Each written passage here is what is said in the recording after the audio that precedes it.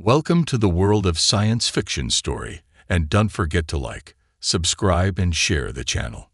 Enjoy the listening. Pushing himself up, he rolled his shoulders, feeling the stiffness settle into his muscles. His body was already adjusting to the heavier gravity of Xeris, but it would take time before he moved as easily as she did. Talon, of course, showed no signs of fatigue. She sat with her legs folded beneath her posture straight, her expression unreadable as she regarded him. "You rest lightly," she observed, tilting her head slightly as if analyzing some unseen detail. "Comes with the job," Roger muttered, rubbing the back of his neck. "Not a lot of places in the galaxy where you can sleep without one eye open." He glanced toward the cave's entrance, where the vines barely concealed the storm brewing beyond. "Storm coming." Talon nodded once. "A deep storm. They last for days. The jungle will be impassable." Roger exhaled through his nose, considering that Xeris was already a death trap, and now the planet itself was throwing in an environmental hazard for good measure. "Wonderful. Guess that means we're stuck here for a while." "You would not last outside," Talon said bluntly, rising to her feet in one fluid motion. "The rain carries toxins. The winds flay flesh from bone. Even the most resilient of my kind do not wander during the deep storms." Roger raised an eyebrow. "And you just casually live through these things?" Her expression didn't change. "We were born for this world. You were not." "Right. Keep reminding me." Talon regarded him for a long moment before turning away, her tail moving in a slow, measured arc. "Come," she said over her shoulder. "If you wish to survive, you will learn." Roger pushed himself fully upright, brushing dust from his shirt as he followed her deeper into the cave system. He had no idea what he was about to learn, but he wasn't about to sit around and wait for death.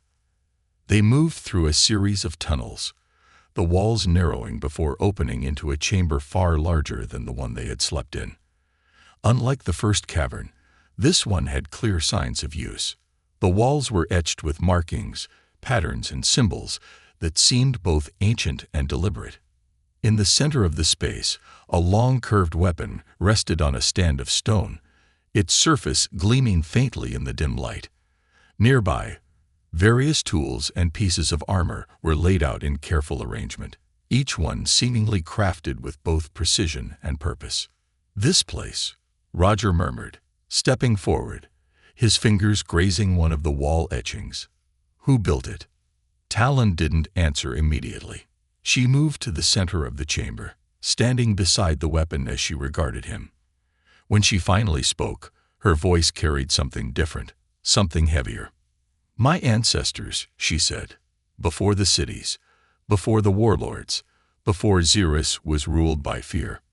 Roger studied her, noting the slight tension in her shoulders, the way her tail coiled ever so slightly at the end.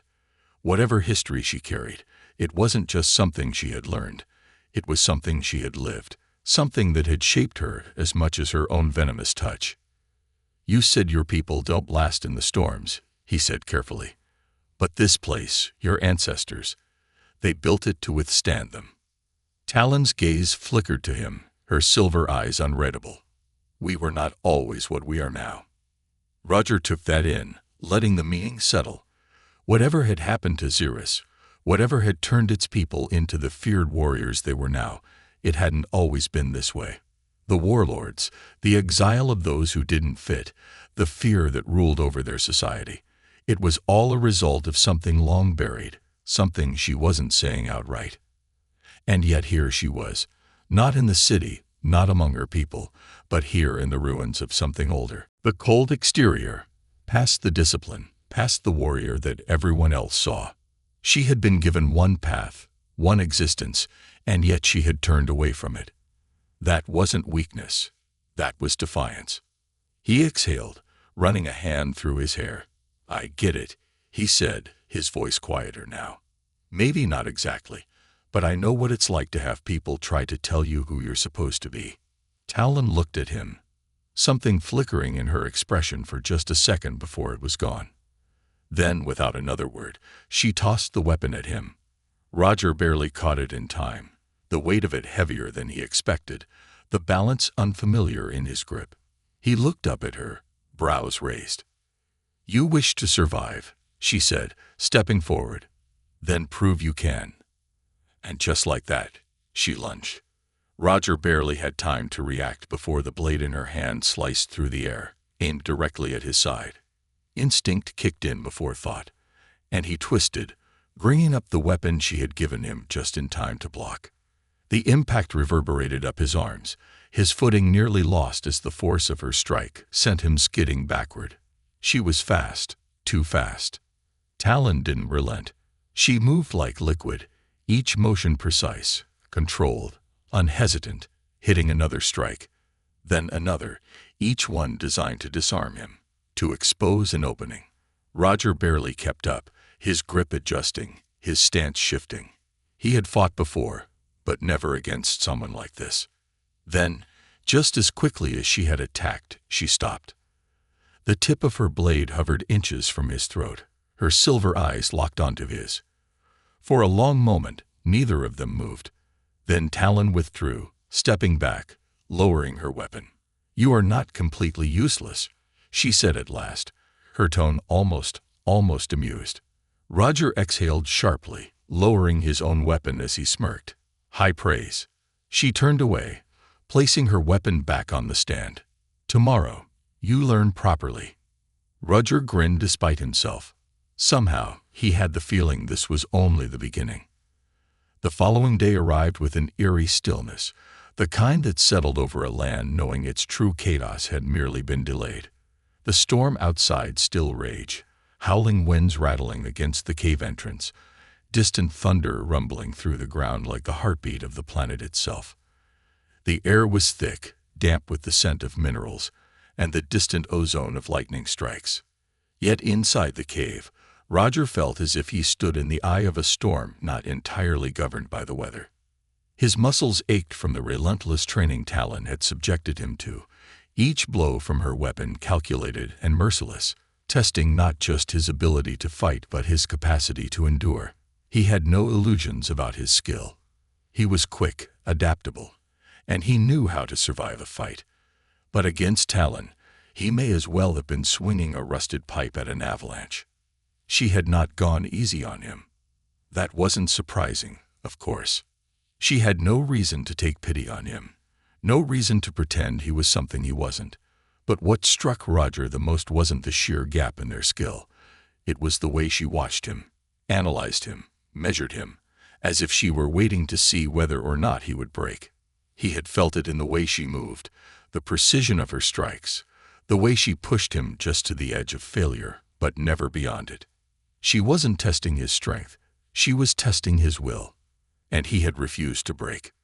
Now, as he sat by a small flickering fire in the main chamber of the cave, he rotated his shoulders, feeling the bruises settle in like old friends.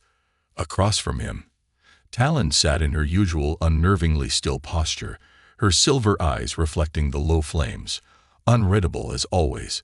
He had tried getting a read on her, but she was a fortress, her walls built so high that even when she let him glimpse something beyond them, it was never more than a fraction of the truth.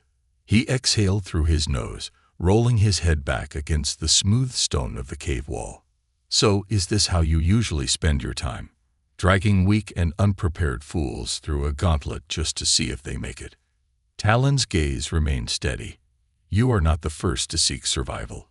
You will not be the last." Roger smirked faintly, rubbing the back of his neck.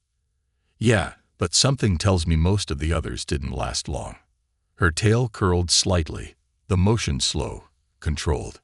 "No, they did not." There it was again, that measured restraint, the careful way she spoke of the past without truly revealing it. He didn't push, not yet. Instead, he exhaled and stretched his legs out, letting the fire's warmth settle into his bruised skin. "All right," he said after a pause, glancing at her. "You've made your point. I get it. Xeris is a death trap, and I'm as fragile as a glass figurine in a knife fight.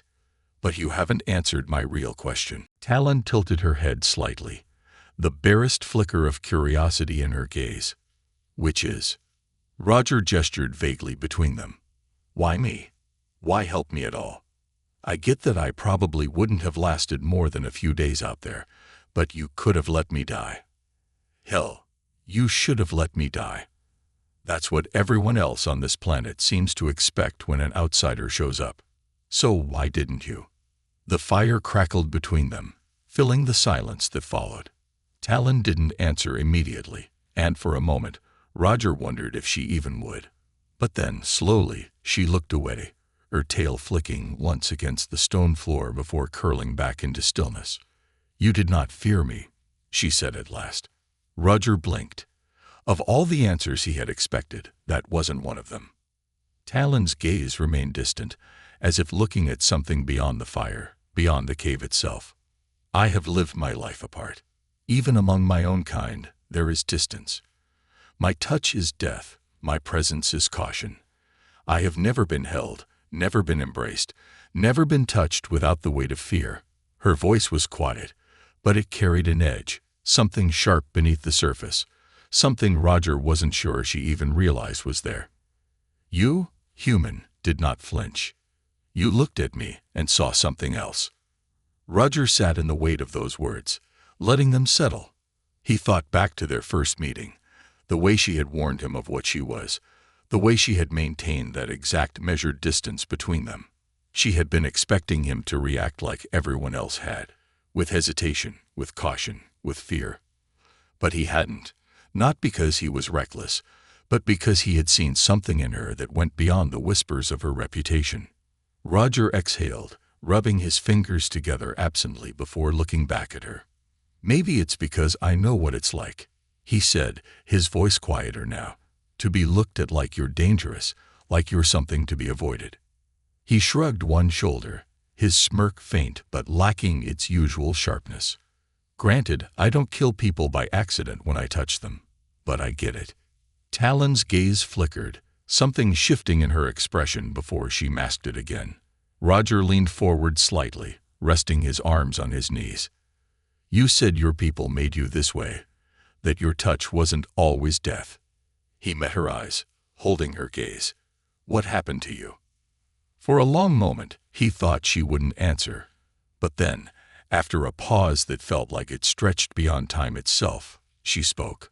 I was made into a weapon, she said, her voice even but carrying something deep beneath it, something old. Not by choice, not by fate, but by design.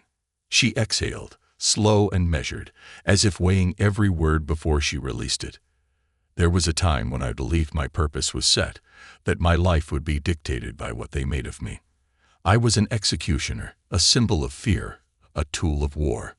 She glanced at him then, her silver eyes catching the firelight. But I am no longer theirs to use. Roger let that sink in.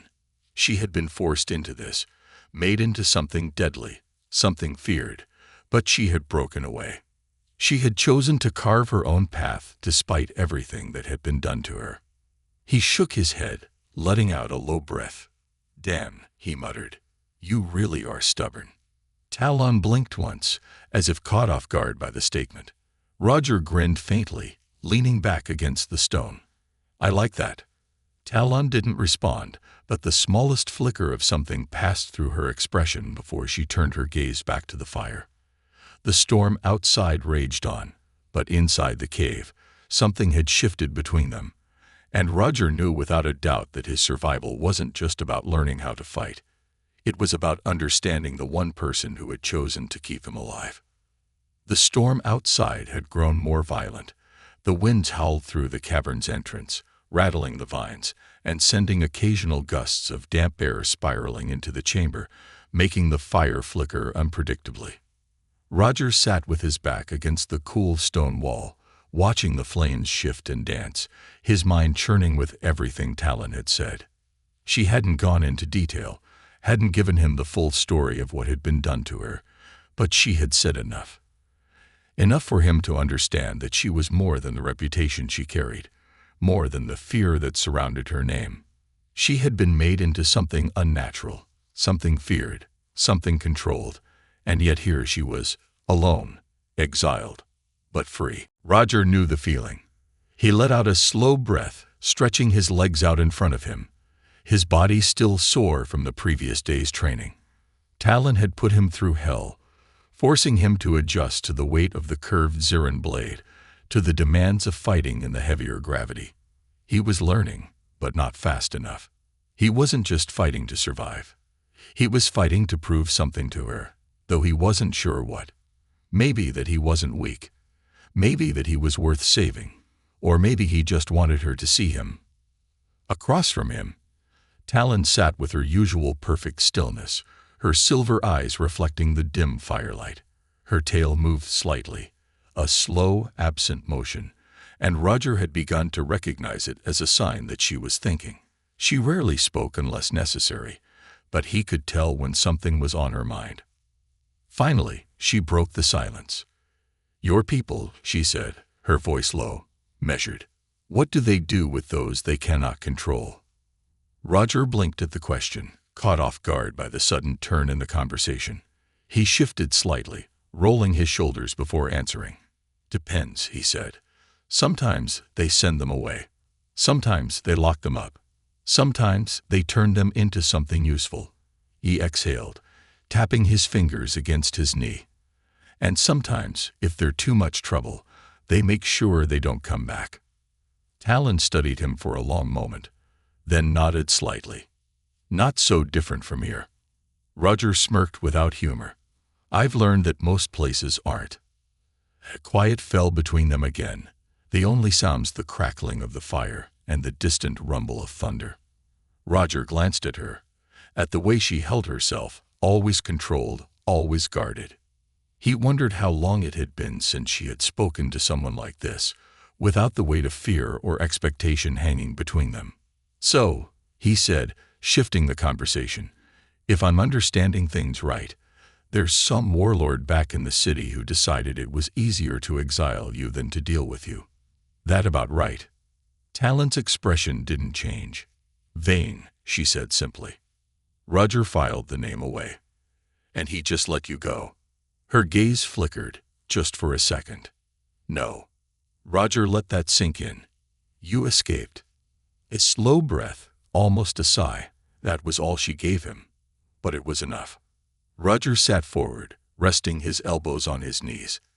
"All right, so let's say I managed to survive your training. Let's say I don't get eaten by some jungle nightmare, or poisoned by the air, or ripped apart by a storm. What then?"